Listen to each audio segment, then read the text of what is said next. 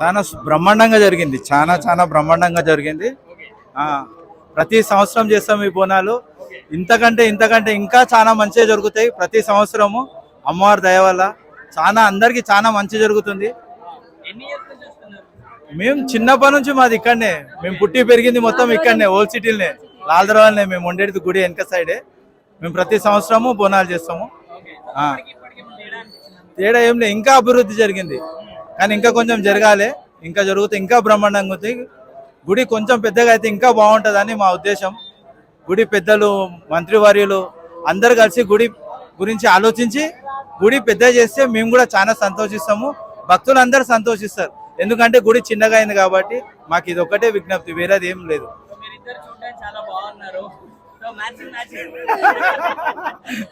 Okay, sweet అన్నం చేసినాము, తర్వాత బోనం సజాయించినాము, తర్వాత ఇంటి దగ్గర ఒక టెంపుల్ ఉంటది, అక్కడ వెళ్ళేసి ఇక్కడికి వచ్చాము. కోరుగా అందరు బాగుండాలి అంతే నేను కోరుకునేది. అందరు మంచిగా ఉండాలి, అందరిలో మేము ఉండాలి, అందరు బాగుండాలి, అందులో మేము ఉండాలి. అదొకటే మా కోరిక. అందరు ప్రతి సంవత్సరం ఇలాగనే బోనాలు జరుపుకోవాలి, ఇంతకంటే బ్రహ్మాండంగా జరుపుకోవాలని మాకు విజ్ఞప్తి. అందరికీ హ్యాపీ బోనాలు.